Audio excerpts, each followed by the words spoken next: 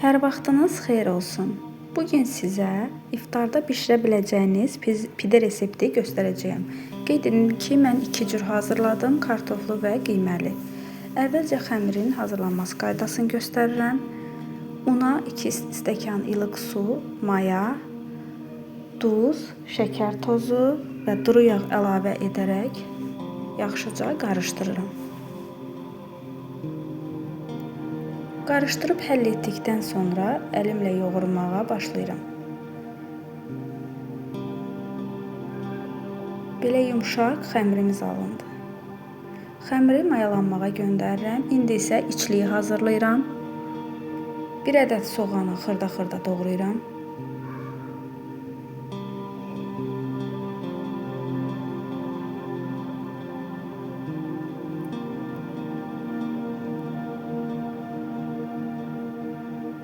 Və tavaya əlavə edirəm. Qeyd edim ki, mənim ətim yağsız olduğu üçün kərə yağı əlavə etdim və qovurdum.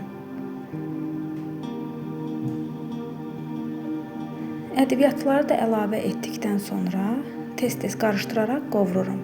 Qeyd edim ki, ərzaqların miqdarını videonun açıqlama hissəsində qeyd edəcəm. Burada artıq içliyimiz hazırdır. Mayalanmış xəmiri bir daha yoğururam və 2 hissəyə ayırıram. 2 hissəyə ayırdıqdan sonra yenə də belə hissələrə bölürəm. Belə kənarda saxlayıram və bir-bir pidələri hazırlanması qaydasına keçirəm. Əvvəlcə əlimlə forma verərək, daha sonra bu formada yayıram. Hazırladığım içlikdən 3 qaşıq içərisinə qoyaraq bükürəm.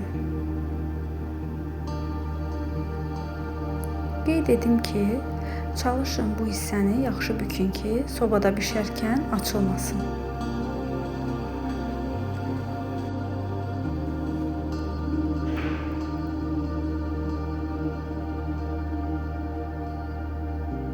Digər pidələri də eyni qayda ilə bükürəm.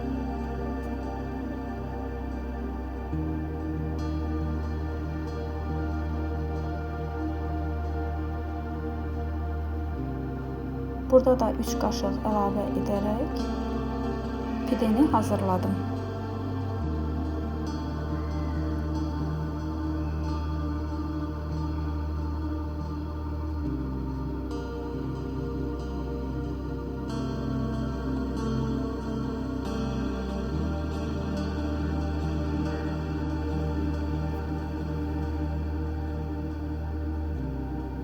Burada isə mən əvvəlcədən hazırladığım kartof püresi ilə pide hazırlayıram.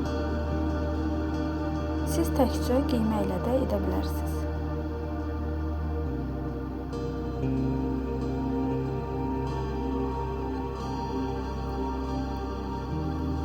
Üzərinə yumurta çəkərək 180 dərəcədə bişməyə göndərirəm. Pidelərimiz hazırdır. Hazırlayacaq olan hər kəsə nuş olsun.